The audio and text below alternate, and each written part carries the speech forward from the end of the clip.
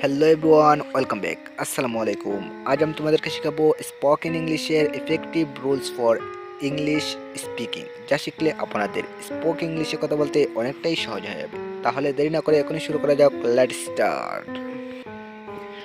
Subject plus want to plus মূল verb plus extension. কেউ যখন কোনো কিছু হতে চায় তখন উপরিউক্ত স্ট্রাকচার টিপস ব্যবহার করা হয়। যেমন, আমি একজন কবি হতে চাই। I want to be a poet.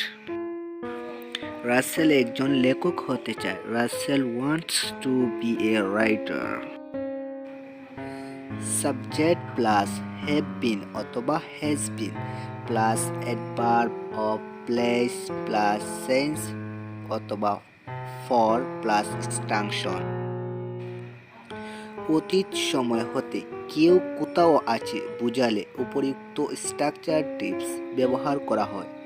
যেমন, আমি গত রোববার হতে এখানে আছি। I have been here since Sunday last.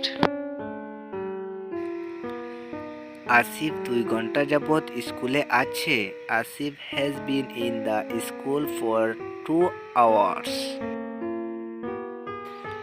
Subject plus am is are এর past participle plus extension.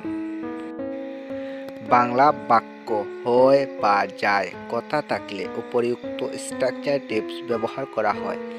যেমন, সুন্দরবনে বাঘ দেখা যায়। Tiger are seen in the Sundarban. পানি নানা কাজে ব্যবহার হয়।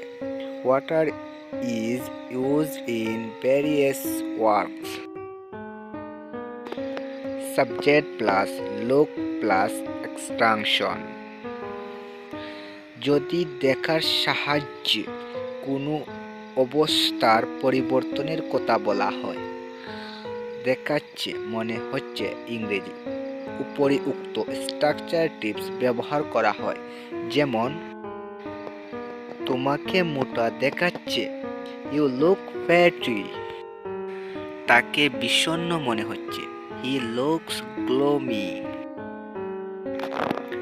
সাবজেক্ট প্লাস সিম অথবা seem to be plus extension. অনুমানের সাহায্যে কোনো কিছু মনে হওয়া বোঝালে উপরিউক্ত স্ট্রাকচার টিপস ব্যবহার করা হয়। যেমন, কলমটি দামি মনে হচ্ছে। The pen seems costly. তাকে ক্লান্ত মনে হচ্ছে। He seems to be tired.